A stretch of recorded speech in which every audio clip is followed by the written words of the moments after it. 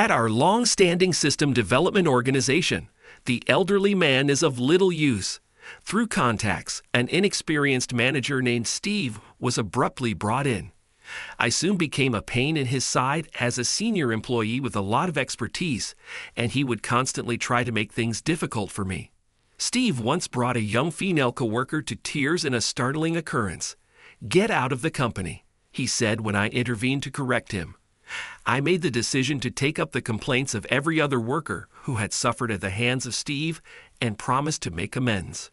I started my own company immediately after leaving the corporation, and I was successful in getting several animal hospitals to use my patented technology.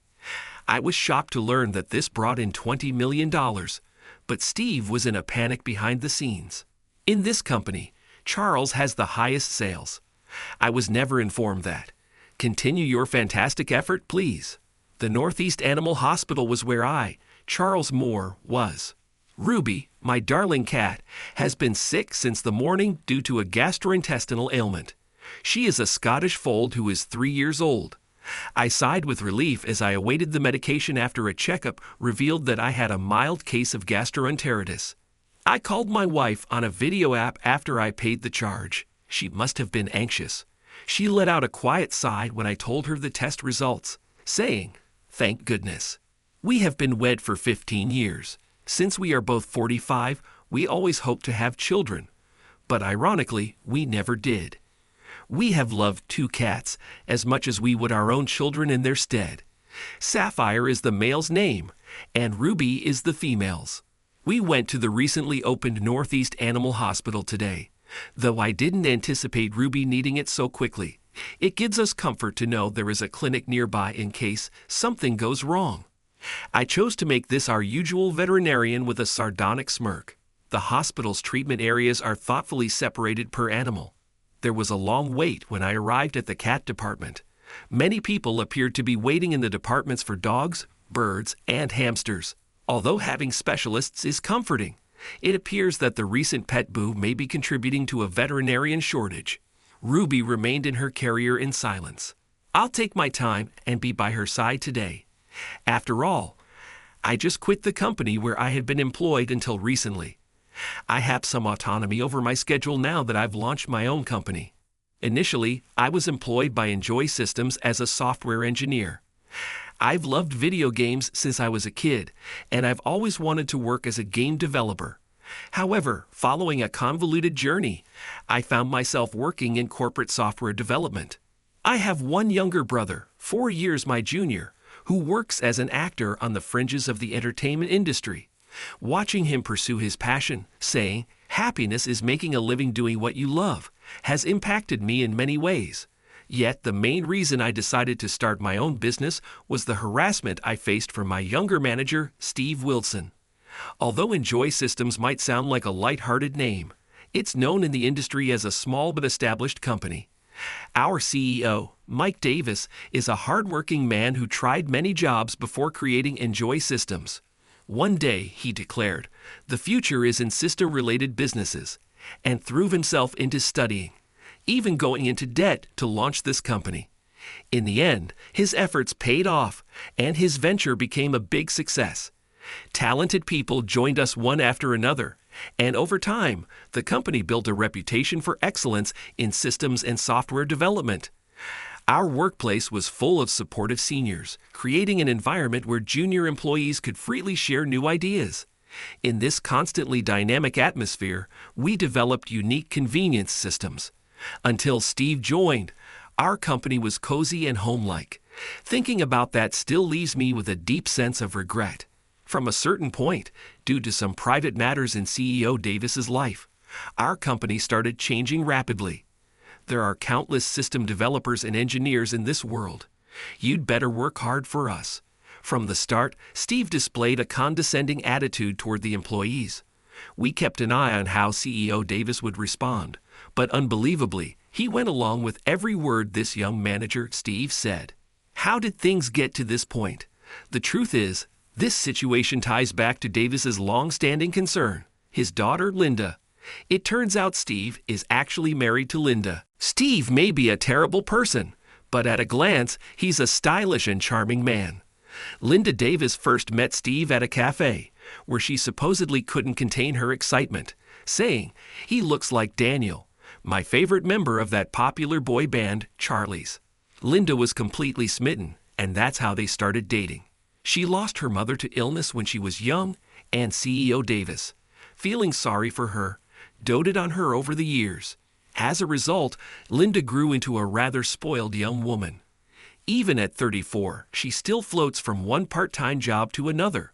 Occasionally, she visits the office, and when she does, she appears to be a polite and ordinary woman. But in reality, she lives off her father's support while chasing after her favorite idols. CEO Davis was hoping to see some grandkids soon, but he never imagined his daughter would insist on marrying a guy over 10 years younger. Linda stood her ground, saying, "If it's not Steve, I'm not getting married." In the end, CEO Davis gave in and decided to accept Steve as his son-in-law. Since then, Steve began acting high and mighty toward everyone but Linda. "If I marry her, sure, but in return, put me in a top position at your company, father-in-law," he said. Unable to refuse his daughter's demands, CEO Davis accepted this condition. If he didn't, Linda would throw a fit, and so Steve became a manager with little knowledge about systems. Steve and Linda even bragged that Davis's company would eventually be theirs. Perhaps due to this confidence, Steve started behaving like a king right after his promotion, giving out nonsensical orders and frustrating the employees with his absurd demands. CEO Davis couldn't stand up to his son-in-law, so Steve did whatever he pleased. "Being a manager for now is fine, but I'd like you to make me an executive as soon as possible," he urged the CEO. "Then at least, Steve, could you try learning a bit about system development?" CEO Davis cautiously suggested, hoping to set some basic expectations. Steve responded, "What? That's a drag. Say one more word, and I'll tell Linda everything." This kind of attitude made any reasonable conversation impossible. As for Steve's background, he used to work part-time at a cafe. He attended a bottom-tier college, but spent most of his time goofing off, learning nothing. In his 4th year, he begged his professors to let him graduate, and somehow he managed it. But his job search was a total bust. Despite his looming student loans, he shrugged it off, saying, "Not my fault I couldn't get a job," and continued to ignore his payments. His parents had long since cut ties, saying they were done with raising kids and ignored his calls for help. Now, though, he's CEO Davis's son-in-law. Even if it's a small company, lucky me. My wife pays my loans, and I've got a position right away at her dad's company. He bragged to friends on a free messaging app. As CEO Davis told me with a pained expression, even with his connections, he's taking a careless attitude in his new job. Despite knowing it's a systems company, he insists, "I was an econ major, so I don't get this stuff," making no effort to understand his role. His negligence is so extreme that CEO Davis sighed. Honestly, it'd be less painful if he just got obsessed with online games instead. Steve is utterly useless at his work, but is unusually interested in the younger female employees. Linda's always out chasing idols and following various group tours, so she's rarely home. He mentioned, pretending to mutter complaints, his eyes gleaming with intent. It seemed he was fishing for sympathy from the female employees, hoping to ask, "Want to grab a drink?" or "Let's go for dinner." At first, the women didn't seem to mind too much and would go along with him, saying, "All right, maybe for a bit." Steve took advantage of this, creating a small group of his favorite female employees, calling them Team Steve, and giving them special treatment. Whenever he had free time, he'd shamelessly take them out on drives or sightseeing trips, even during work hours. Naturally, this threw the office into chaos. The male employees started complaining. Why is Steve never around when we need to contact him? Meanwhile, clients snidely remarked, "Your new manager hasn't even introduced himself yet. Is he even real?" With Steve causing problem after problem, CEO Davis was at his wit's end. Finally, he came to me in desperation. "Charles, I know it's too late to say this now, and it might be meaningless, but I'm sorry. You should have been the one made manager. Because of me, this company's foundation is starting to shake." Seeing the anguish on his face, I couldn't help but feel sympathy for CEO Davis. The manager's position should have come to me next. Instead, due to the recent changes, I was promoted to assistant manager and left to clean up Steve's messes. I struggled to find words, feeling grateful and respectful towards CEO Davis, who had always been a mentor to me. Still, there's no denying the company is a mess right now. I just wish Steve would take more responsibility in his position. Is there anyone who can get through to him? I asked. Yeah, but since Linda has no respect for me, he doesn't either, and Linda follows his every word. CEO Davis let out a deep sigh, his hair noticeably grayer over the past year. If only Linda would wake up sooner. It's hard to watch the CEO looking so defeated. Pardon me, but can't you firmly speak to Linda about this? I have, several times, but our relationship was never close. I was never good with words, and work kept me busy. She probably resents me for how things were. I tried to spoil her, but I'm sure she felt lonely. Now bossing me around is what gives her purpose. Deep wrinkles edged CEO Davis's face, and they seemed to have grown lately, a testament to his struggles. My wife and I have no kids, but we treat our cats, Ruby and Sapphire, like our daughter and son. Seeing the CEO, I couldn't help but wonder if it might be better not to have kids at all, if they only bring such sorrow. Steve must have noticed me and CEO Davis having friendly chats around the office. At first, he probably didn't think much of it, but soon he began realizing that after these talks, CEO Davis would often address him with criticism. Eventually, Steve began seeing me as an obstacle, especially since I was a senior employee and often consulted by CEO Davis.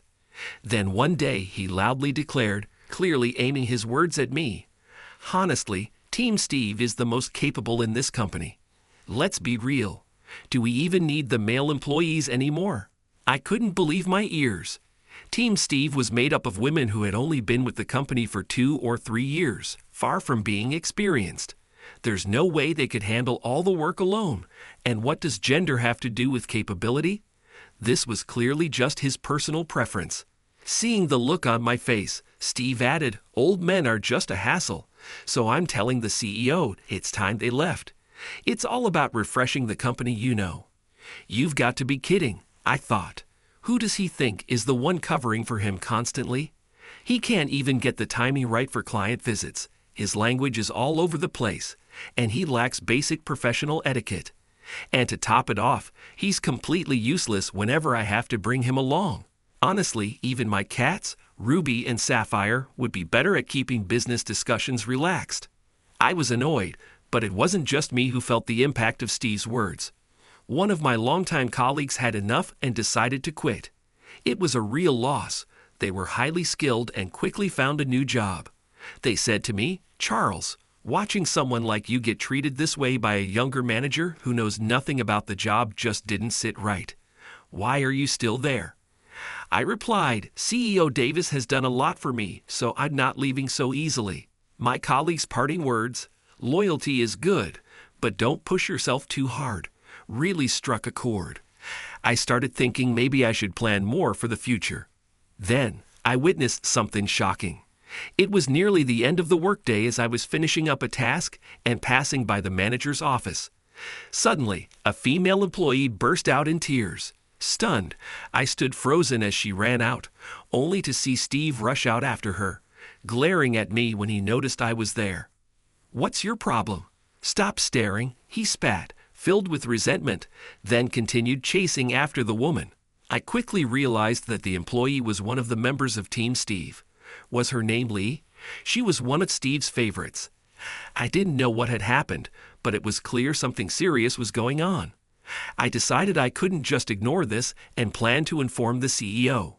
Just then, Steve reappeared with the crying employee, roughly pulling her by the arm. Instead of calming her down, he was muttering complaints in a condescending tone. I tried to look away and move quickly past them, but Steve stopped me. He halted, turned to me with a sharp tone, and said, "Keep quiet about what you saw. Don't you dare tell anyone." It sounded like a threat, and I instinctively responded, "I can't do that. This is a serious issue." His eyebrows shot up in anger. She just started crying in the manager's office on her own. It's nothing. If you say anything, people will start suspecting me. At that moment, Lisa, who had been crying, moved behind me and shouted, "Assistant Manager Charles, please listen." He forced himself on me, hugging me against my will. Lisa's face was pale. Steve tried to silence her, but she was hiding behind me, making it impossible. I told him to stop, but he wouldn't let go. He even threatened to fire me if I didn't do as he said. But I'm getting married soon. I don't know what to do. What exactly are you doing here at this company? I confronted Steve, but his gaze stayed fixed only on Lisa. What? You have a boyfriend? Are you kidding me? He sneered. Enough of this. Seeing my anger, he gave me a look of contempt. The old man's useless. It was at that moment I realized nothing I said would get through to him anymore. With a refreshed smile, I said, "Good to know."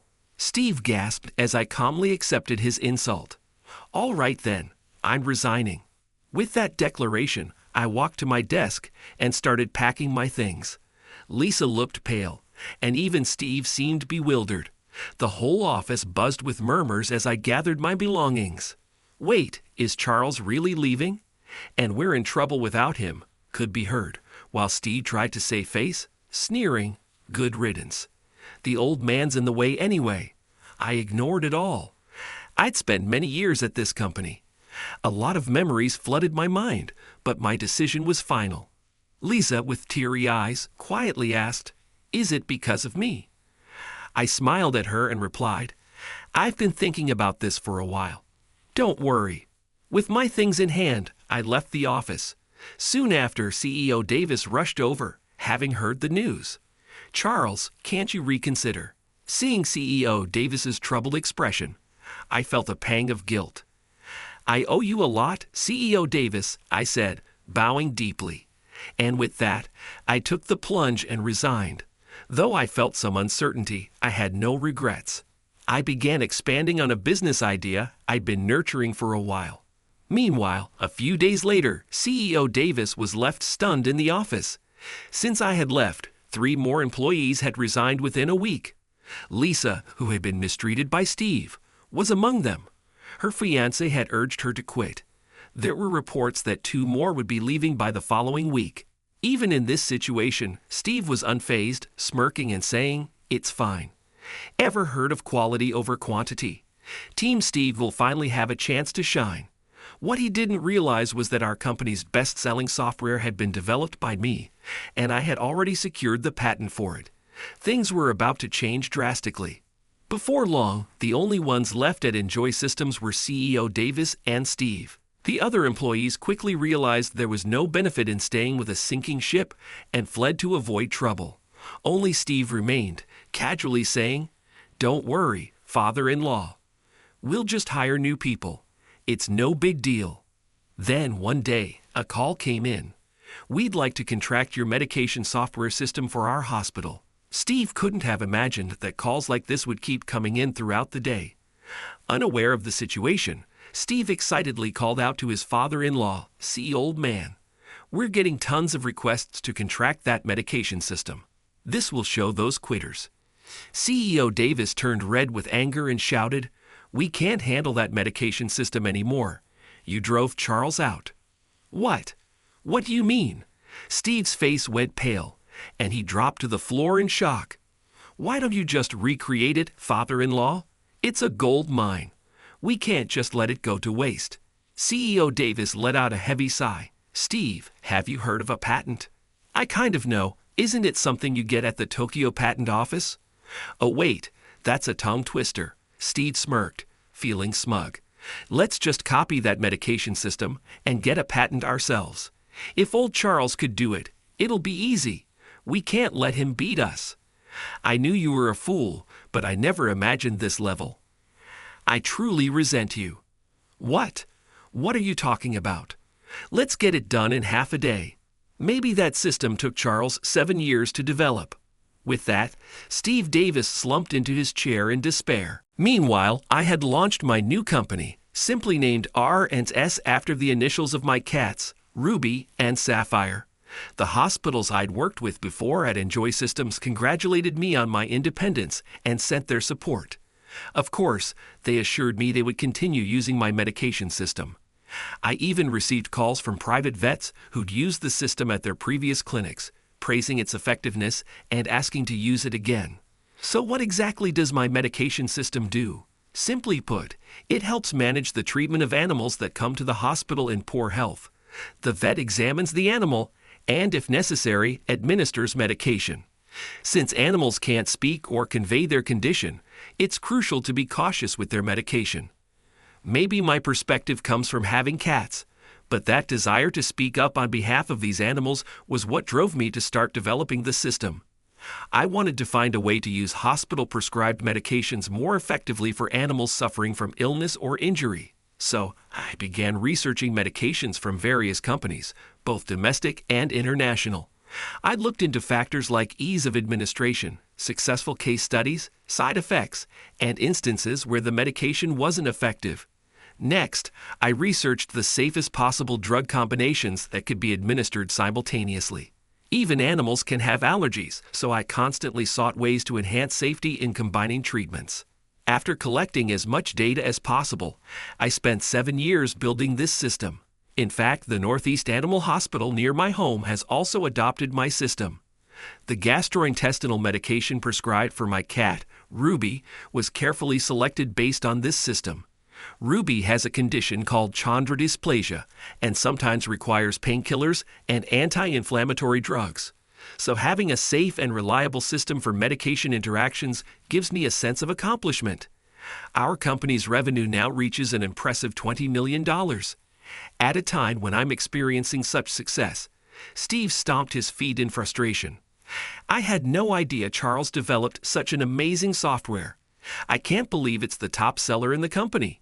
No one ever told me. But Steve's misfortune didn't end there.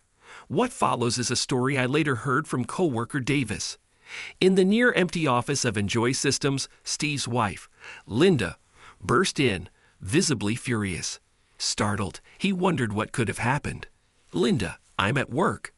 I'll listen to your stories about Charlie's when I get home." Ignoring his words, she began shouting at him. "Do you have any idea what you've done?" "What? What did I do?" "Antoinette's in serious trouble, and it's all because of you." Antoinette was Linda's beloved Maltese. Apparently, she'd fallen ill and had been taken to her usual vet for treatment. Linda continued, "I went to Happy Animal Hospital like always, but for some reason, everything took forever. We waited and waited." Just hearing this, you can imagine how awful it was for poor Antoinette. Steve, unable to grasp her point, responded weakly, Yeah." Steve looked as if to say, "This has nothing to do with me." Do you get it? It's about the meds. Before, we could easily check compatibility, reactions, and dosing instructions. But now they're saying the system is down, and it's causing chaos. Linda shot a glare at her husband. Then, when we finally got the medicine, Antoinette wouldn't take it. She used to take the old one just fine. I filed a complaint, and they said all that info was securely stored in the system. At last, Steve realized why he was being yelled at. And what if something happens to Antoinette? The hospital told me that system was from my dad's company. How could you mess this up? Sorry, it's just. The force of Linda's anger made Steve cower. She clearly had him under her thumb. "Phew, more about that system," he muttered softly in frustration. Linda immediately picked up on it. "What do you mean? More? I never imagined my husband could be this stupid. Hey, I look just like that idol from Charlie's you adore. You sure you want to talk to me like that?" He thought he could turn the tables with this, but he had only dug himself a deeper hole. Linda looked at him with contempt. "Are you an idiot? My Maltese, Antoinette, is the same breed as Daniel's pet from Charlie's. He adores his dog too." "What? But it's just a dog. And if Charles is gone, why not just have your dad develop a new system?" This comment pushed Linda over the edge. "What? Do you think you're above Antoinette?" Her eyes looked ready to burst into flames. Linda's face turned red as she trembled with rage. "And what did you just say? It's Lord Charles. He's Daniel's older brother. You've been by my side this whole time without even knowing that? Steve stammered, overwhelmed by his wife's furious expression. What? I didn't know that. No one told me. And how old is Daniel now? Isn't he still an idol? He panicked, tilting his head in confusion. Even I, his brother, didn't know this. Apparently, he had spent about a year in Charlie's during his idle days before going solo, where he found real fame. But for Linda, it was his role as a sparkling central figure in Charlie's that captivated her the most. Charlie's is part of my youth. Daniel was a top idol then. He's still number one to me. Who cares about his age?